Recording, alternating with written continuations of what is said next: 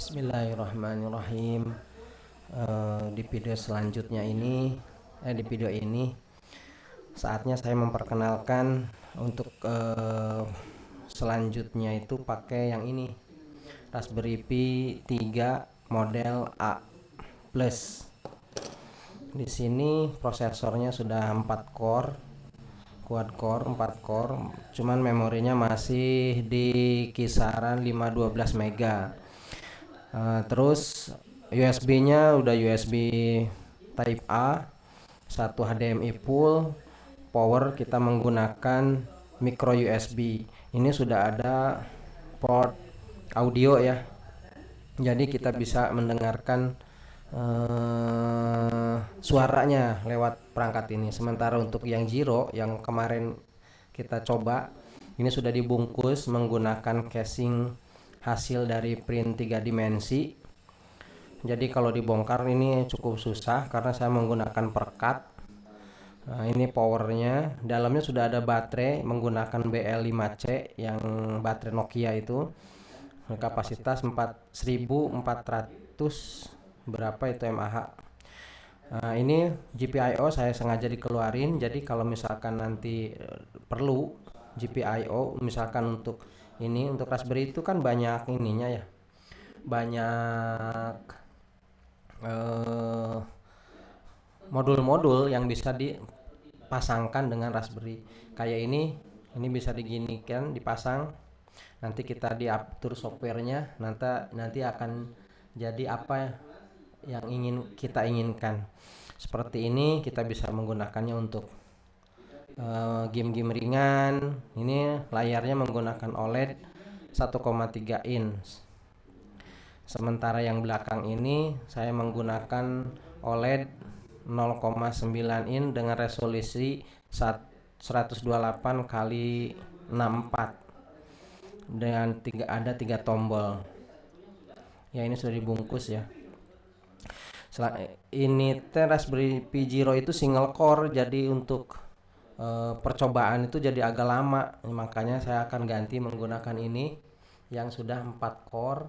Mudah-mudahan ini bisa lebih cepat dan bisa lebih banyak yang kita pelajari. Ini juga sama, ada GPIO-nya. Ini kita bisa pasangkan juga di sini. Untuk layoutnya untuk seluruh Raspberry Pi itu sama GPIO-nya itu sama. Kecuali yang awal-awal itu cuma ada 26 pin kalau nggak salah. Ini ada 40 pin. Untuk spesifikasi masing-masing pin nanti kita bicarakan lebih lanjut.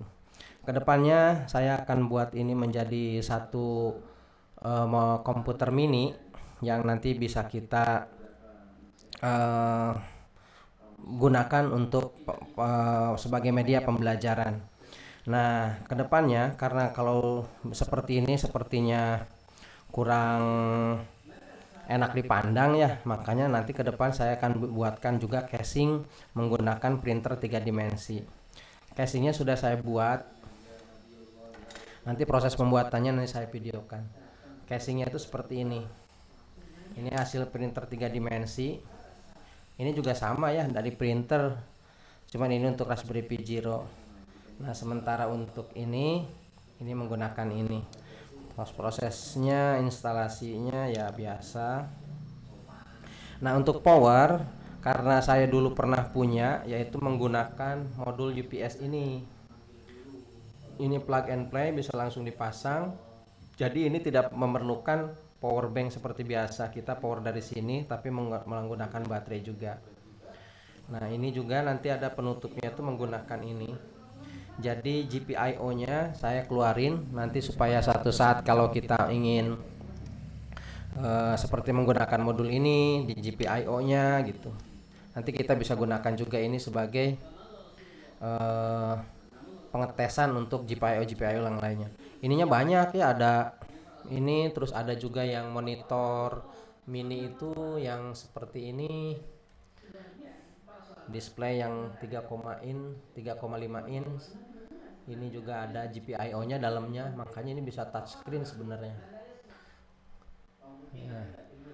Untuk sekarang video selanjutnya saya akan perakitan ini dimasukkan ke dalam casing ya.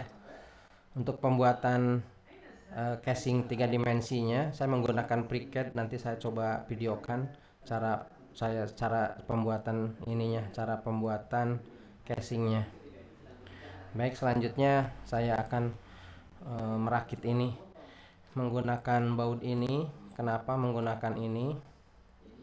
Ini sebagai penghalang aja, jadi ketika ditekan ininya tuh nggak masuk, nggak ngeblos gitu. Ini juga di sini,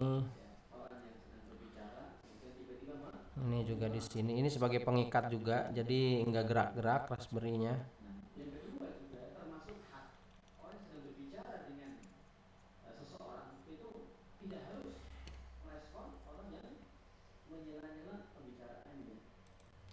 Begini kalau sudah dipasang, ini sudah dipasang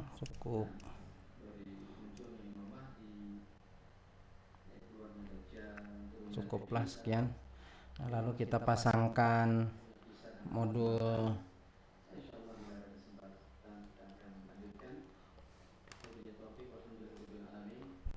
power banknya, bukan power bank, UPS.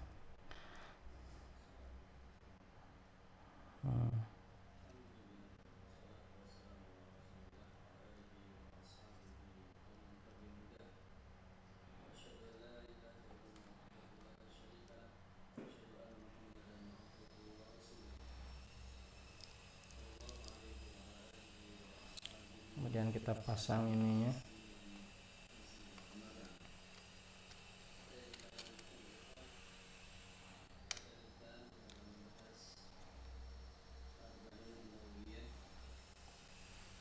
Kita kencangkan menggunakan mur.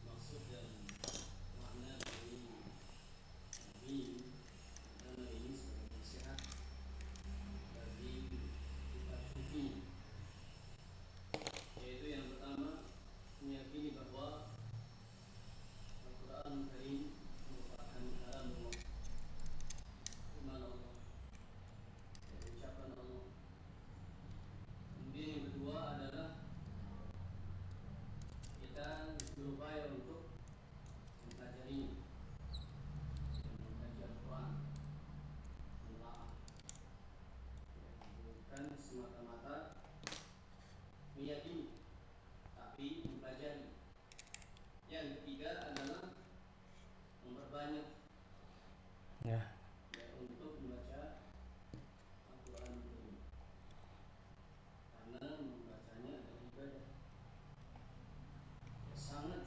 Ya, cukup.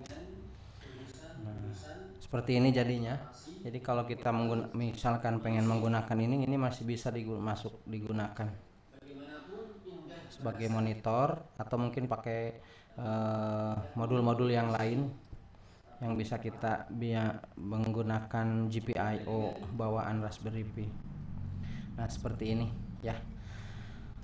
Untuk menyalakan dari sini. Oh, ini belum dimasukin ininya ya, belum dimasukin tambahnya. Coba deh saya matiin lampunya. Ini nyala, ini biru ini.